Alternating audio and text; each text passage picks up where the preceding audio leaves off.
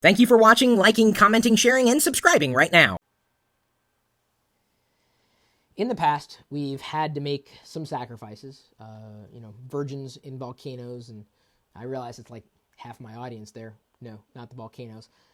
And when it comes to our mobility and staying connected, we want power, we want great battery life, we want great screen real estate, we want it to be lightweight.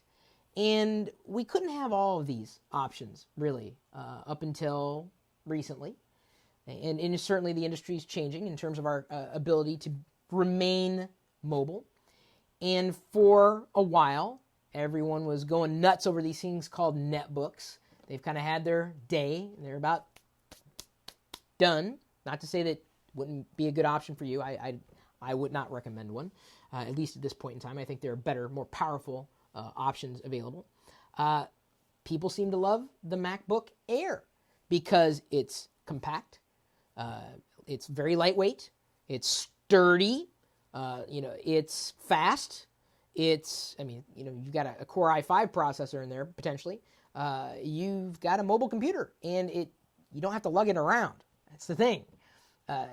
Normally you'd have to have like a desktop replacement to have, I need power, I need this, I need that. Well, when you're carrying everything around, you don't want to have that weight. And plus, think about the battery life, right? So Intel is championing the idea of an Ultrabook. So why would you want something called an Ultrabook? Well, one, you want portability without sacrificing power.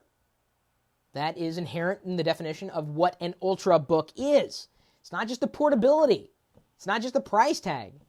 It's the power. And Ultrabooks are going to make that a reality. There aren't a lot of Ultrabooks available today, but they are coming. And really the only competition today for Ultrabooks is against the MacBook Air. That's the only potential candidate for what an Ultrabook is. Super lightweight, powerful enough, great battery life. All these things combined will make an Ultra product. You no longer have to sacrifice, or you won't. You shouldn't have to.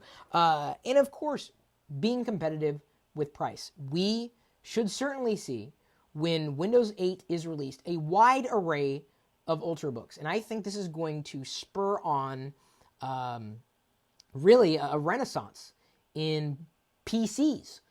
The idea of these Ultrabooks, super powerful, super portable, and not very pricey, and theoretically not very pricey. Of course, the more you cram into something, the more it's going to cost. But Apple is certainly not in that range. But it depends on what you want from a computer. And some people, I want Windows. I want it to be powerful, and I want it to be portable. I want it to be lightweight. I want the battery to last, longer than an hour. The Ultrabook might be the answer. Some people would say, no, netbooks are fine. I'm not a fan of the netbook, honestly. I guess the word cheap comes to mind, and Ultrabooks won't feel, or shouldn't, by definition, be cheap. We shall see. Of course, then again, cost is relative. You're going to pay for something one way or another. So what do you think? Are Ultrabooks something that you're interested in? Which one? That I know of, there really aren't many being discussed yet, although maybe at CES we'll hear a bit more scuttlebutt about the Ultrabook.